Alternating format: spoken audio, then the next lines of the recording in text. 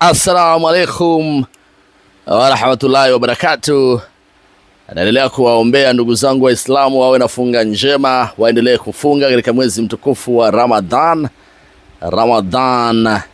Karim. Na nafahamu ya kwamba muda huu mnaendelea na mfungo, lakini kwa sasa mkiwa mmekwisha futuru na mkiwa mna utulivu mzuri sana. Lakini ndugu zangu Wakristo wenzangu, Bwana Yesu asifiwe. Naamini mboheri wa afya kabisa, na mkiwa mnaendelea na mfungo wa Kwaresma, na waombea kwa Mungu waendelee kuwapa nguvu katika kipindi hiki cha mfungo, lakini pia funga zenu zikawe na mafanikio kweli. Bwana, mimi nimerejea kutokea visiwani Zanzibar kunako Marasha Karafu, na nilikuwepo jana kwenye dabi ya Kariakoo ndani ya Unguja.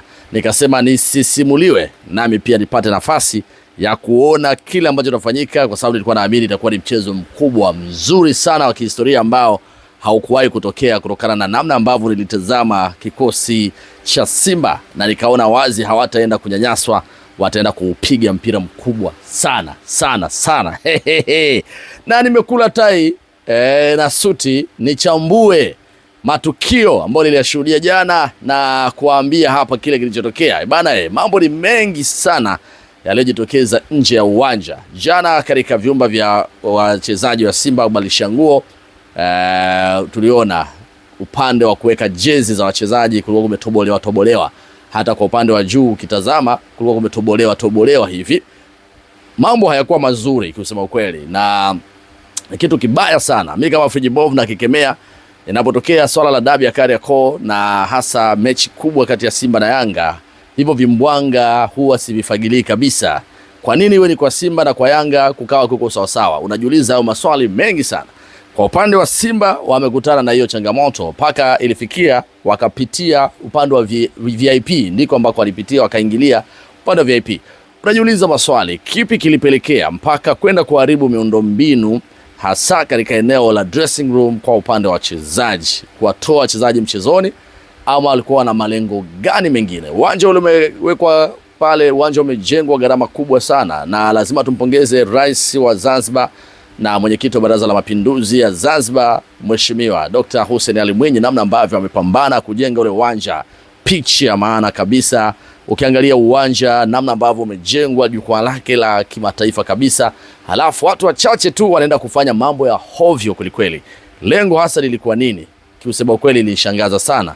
Na Simba waliposti kwenye ukurasa wao wa Instagram, lakini Yanga hawajaposti, na maana wao Yanga walikuwa wako sawa. Haya yote lengo lilikuwa ni kuwatoa Simba mchezoni ili Yanga waendelee kufanya vizuri, kumfunga mara 7 mfululizo, lakini wakishindwa kufahamu kwamba hii Simba sio ile ya kina Chef Ono Malone, ya kina Heno Kinonga Baka waliokuwa wanajifungia wanavyotaka. Lakini hii Simba mpya kabisa ambayo kwa sasa hivi nilikuwa nikiwachambua kina Joseph Loemba, Aniset Ura, Libase Gwe.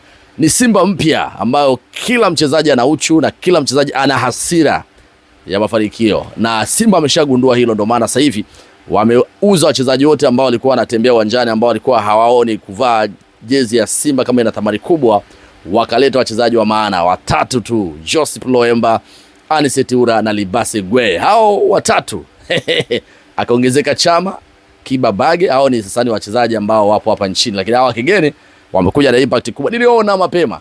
Sasa Yanga walishashtuka. Ile mbungi ambayo Simba alicheza na Esperance Sportive na ile mbungi ambayo Simba alicheza na Stade Malien iliwashtua sana. Na pia ile mbungi ambayo Simba alicheza dhidi ya Dodoma Jiji iliwashtua sana. Mpaka Alikamu alisema kweli Simba wako vizuri na wamejipanga. Kwa hiyo lazima mambo mengi ya nje ya uwanja yafanyike. Haijulikani, na mpaka sasa hatujui aliofanya mambo ya hovyo kwenda kutoboa pale chumba au vyumba vya kubadilishia nguo kwa upande wa wachezaji wa Simba. Hatujui ni nani, lakini ni mambo ya kukemea, mambo ya hovyo kabisa katika mpira wetu. Kama haiwezekani, toboeni uwanja wa Mkapa, toboeni viwanja vyetu vya hapa bara. Kwani tunaenda kuharibu viwanja vingine? Kwani kuharibu uwanja wa Zanzibar ambapo tunafahamu Rais wa Zanzibar amepambana jenga viwanja vizuri sana. Ujenga uwanja wa New Amani, ameenda pale Gombani Pemba, bonge moja la uwanja. Kuna uwanja wa mazoezi, viwanja ni vingi vya mpira. Miundombinu imeboreshwa, alafu watu tunatoka bara tunaenda kuharibu kule. Why? Mambo ya hovyo sana. Haitoshi, Simba ameenda kudhulumiwa goli la wazi. Haitoshi. Mimi jana nilikuwa nimekaa eneo la waandishi wa habari, pembeni yangu alikuwa amekaa mtaalamu mkongwe Amri Kiemba, nyota wa zamani wa Simba, Mwadui, Stand United na kwingineko. Sasa hivi ni mchambuzi mkubwa wa kandanda. Nyuma yangu alikuwa amekaa mwamba kabisa Ibrahim Masudi Maestro, mmoja wa wachambuzi nguli kabisa wa kandanda. Wakati goli linafungwa la Simba, Anis Toura anaondoka na kijiji chake, anafunga goli Selemani Mwalimu. Nilimwambia pale pale pembeni yangu, Amri Kiemba bana, lile goli halali kabisa. Akaniambia, wewe umejuaje? Mwamuzi amesema ni offside, wewe umejuaje? Mimi nikamwambia, mimi nimetangaza mpira muda mrefu sana. Mpira tena natangaza, watu wengi wananifuatilia kwa njia ya YouTube, wengine wanafuatilia kwa njia ya radio. Mimi natangaza mpira almost miaka 15. Nimeshuhudia na mimi niko very aggressive, very active. Kwa watu wanaonifuatilia wanaweza kaweka comment hapo chini.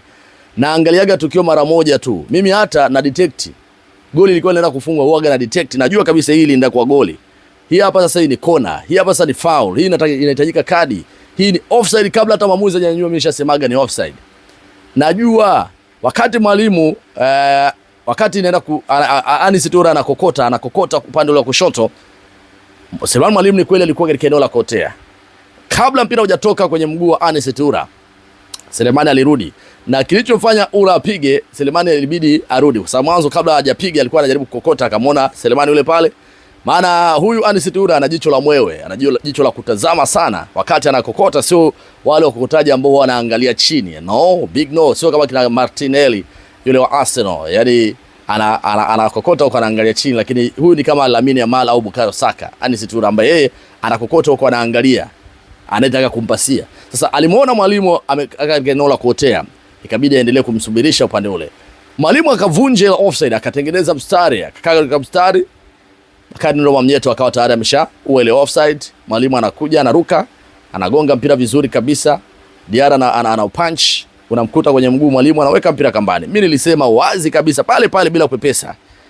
Watu wengi walinibishia pale, lakini baadaye wanaenda kwenye marudio wanasema Frijibovu ulisema. Na kama uliangalia post yangu ya Instagram pale pale on the spot, sekunde ya 30 kufikia dakika ya kwanza, wakati Simba wanazozana na mwamuzi Kasim Mpanga, msaidizi namba 1 ambaye ndo aliwahujumu Simba, mimi nilishaposti nikasema Simba amedhulumiwa.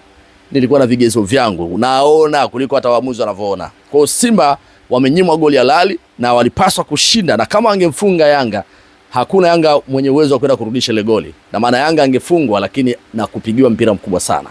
Achana goli, Simba ali dominate kila idara, totally dominant. Aliweza kuchukua mchezo kuanzia kipindi cha kwanza. Ubora wa Chama ndani ya uwanja, kweli alikuwa anapossession game. Kama mimi ni kocha, ningemtoa, ningempumzisha ili nimweke Morris Abraham akawavuruge zaidi, lakini mwalimu bado anaendelea kumwamini Chama. Jana mechi karibu muda unaenda alikuwa anapossession, na kama anasikiliza hii, anatazama hii video, anapaswa kujua Chama anapaswa kucheza muda gani, Chama anapaswa kucheza mechi ipi.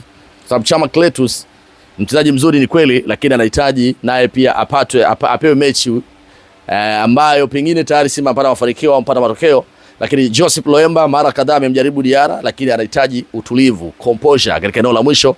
Kama jana dakika 5 tu angeweza kumaliza mchezo, na alipiga mashuti mawili matatu. Diarra aliweza kupunch, na baadaye Diarra akawa anaua, analala ili kupoteza maboya, ili kuondoa ile pressure ambayo Simba alianza nayo. Na kweli Simba baadaye wakaingia kwenye mfumo, wakaanza kucheza taratibu, lakini the rest Simba alimiliki na walifanya makubwa sana. Zimbwe ameteswa sana na Libase Gwe. Yaani ile Libase Gwe alikuwa akimchota kama bulldozer ile tingatinga linalosombaga vitu pale ikiwa nasafisha aidha barabara ama inafanya kubomoa nyumba na vitu kama hivyo. Ndio Libase Gwe. Libase Gwe unaweza kumpa jina lingine sasa hivi kumuita bulldozer kama Mamposa tu. Libase Gwe aka bulldozer. Jamaa lina kasi, lina nguvu na maarifa. Hata alivyokuwa anatolewa aliumia sana. Yaani unamtoa yeye alafu anaingia nani? Kocha alifanya mistake sana pale. Unamwacha Chama ndani, unamtoa Libase Gwe. Libase Gwe na Anis Toura walikuwa wenye ubora mkubwa sana. Na kwangu Simba ndo alideserve kufanya mengi, na Simba alideserve matokeo, pengine ushindi hata wa goli 3 hadi goli 4. Yanga wamsifia sana Diarra ambaye alifanya saves, aliokoa, lakini pia alipoteza sana muda. Lakini marefari ndio walioharibu pia mchezo, kwa sababu Diarra anawapanda kichwani, anaenda anawafokea, hamuonyeshi hata kadi nyekundu, kwa sababu hata alikuwa na kadi ya njano. Alipaswa kufanya hivyo kwa sababu alikuwa anaenda kufoka. Hata makosa unakuta akafanya yeye au amfanya wachezaji wa timu yao, bado alikuwa anaenda kuwavuruga waamuzi kisaikolojia. Lakini mimi nitalia na maamuzi wakati Nasoro Mwinchui alipaswa kuwa aggressive, alipaswa kuwa wakati Anis Toura anaenda kupiga ile cross, Selemani Mwalimu alikuwa offside, lakini akarudi ndani, Bakari Nondo Mwamnyeto akaivunja offside. niliona mapema sana hiyo, lakini anashindwa kuwa aggressive, anashindwa kuwa mtulivu, anashindwa kuweza kutafsiri matukio, na nilisema ni mzito sana.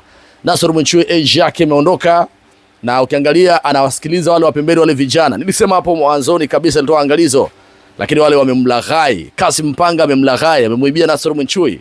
Mwinchui tayari shakubali ni goal, lakini tayari kule kibendera kile kilinyanyuliwa. Alishindwa vipi yeye kama yeye kuamua kwamba hii ni goli? Anasikiliza pembeni. Next time usimwamini rafiki yako, wala usimwamini rafiki yako wala ndugu yako, kwa sababu anytime anaweza akakuchoma, anaweza akatoa kodi. Sasa imagine Nasor Mwinchui amemiliki, ameweza pengine kuenda hajatoa kadi nyingi, alafu anakuja kuharibiwa mechi kisa kwa nyima Simba goli. Na why always Simba anyimwe goli? Why Simba matokeo yakiwa mazuri kwa waamuzi wanaumia? Kwa nini? Waamuzi wote wamepita wanaumia, Simba akipata matokeo. Goli halali Simba amenyimwa. Simba amenyimwa goli halali.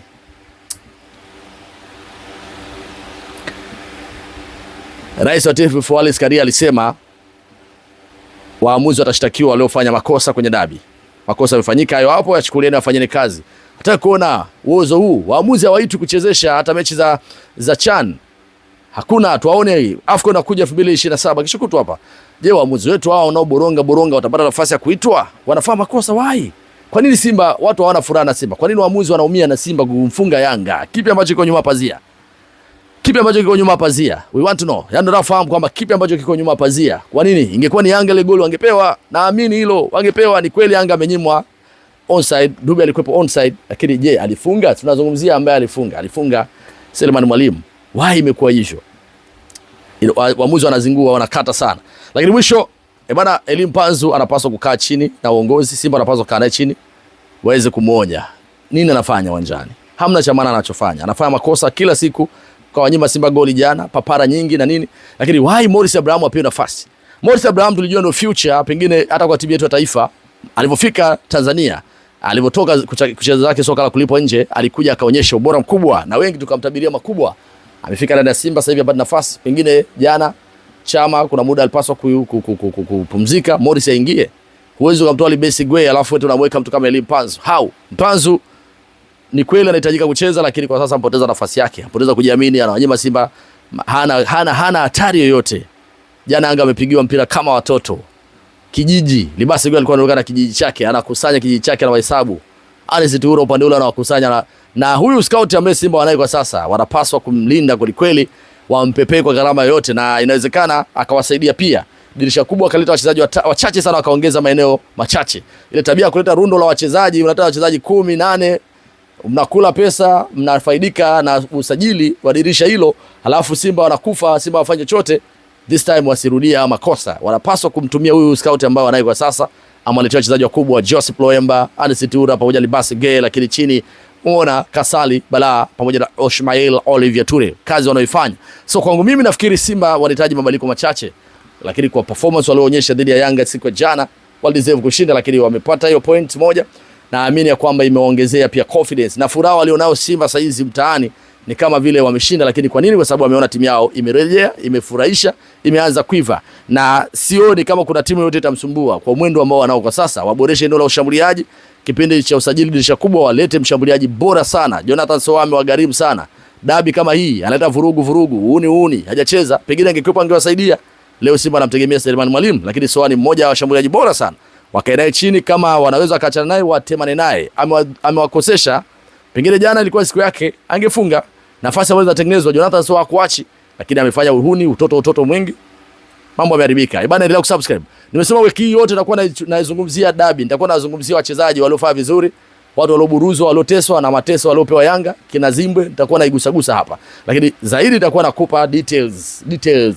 Simba wamfanyaje, wachezaji gani bora, wana vitu gani vya ziada walivyonavyo. Dabi nitaizungumza wiki nzima mpaka wiki iishe. Kwa hiyo msinichoke.